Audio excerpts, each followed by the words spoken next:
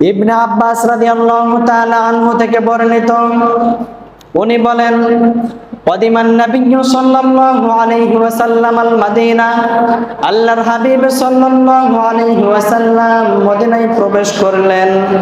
মদিনায় প্রবেশ করার পরে দেখলেন ফারআল ইয়াহুদু ইয়াসুমু ইয়াউমি আশুরা। উনি যখন মদিনায় প্রবেশ করলেন, মদিনায় ঢোকার পরে উনি দেখছেন মদিনার ইহুদিরা আশুরার দিনে রোজা রাখছেন।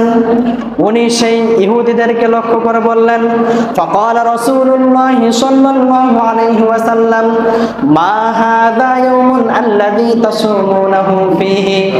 উনি মদিনার ইহুদিদেরকে বলছেন, ও হে ইহুদিদের দল, তোমরা আজকের দিনে কেন রোজা রাখতেছো, কারণ কি?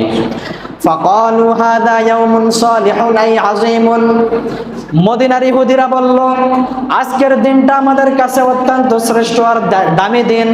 তার কারণ হলো ফানাজ্জাল্লাহু বানী ইসরাঈলা মিন আদুবিহিম। আজকের দিনে আল্লাহ রাব্বুল আলামিন আমাদের নেতা মূসা আলাইহিস সালাতু ওয়াস সালামকে ফিরআউনের দাসত্ব থেকে মুক্তি দান করেছিলেন। বলেন সুবহানাল্লাহ। ফাসামাহু মূসা শুকরান। সেই দিন মূসা আলাইহিস সালাতু ওয়াস সালাম শুকরিয়া স্বরূপ রোজা রেখেছিলেন, এই জন্য আমরাও রোজা রাখি। আল্লাহর হাবিব বললেন, আনা হাক্কু বিমূসা মিনকুম। ফাসামা রাসূলুল্লাহ সাল্লাল্লাহু আলাইহি ওয়াসাল্লাম ওয়া আমারা বিসিয়ামি আসহাবিহি।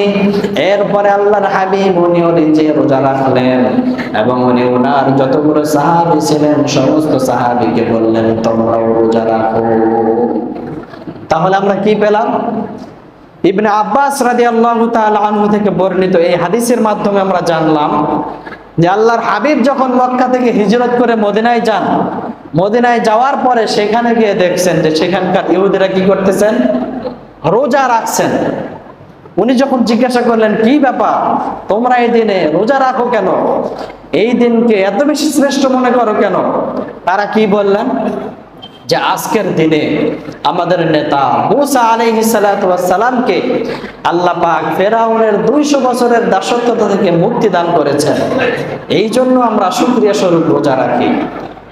এরপরে আল্লাহর হাবিব বললেন, মূসার ধর্ম তো পরিপূর্ণ আমি পালন করি, তোমরা তো তোমাদের তাওরাতকে রদ বদল করে নিয়েছো, পরিবর্তন করে নিয়েছো, রোজা রাখার হকদার তো আমি বেশি। রাসূল নিজে রোজা রাখলেন এবং রাসূল প্রত্যেকটা সাহাবীকে আদেশ করলেন যে তোমরাও আজকের দিনে রোজা রাখো।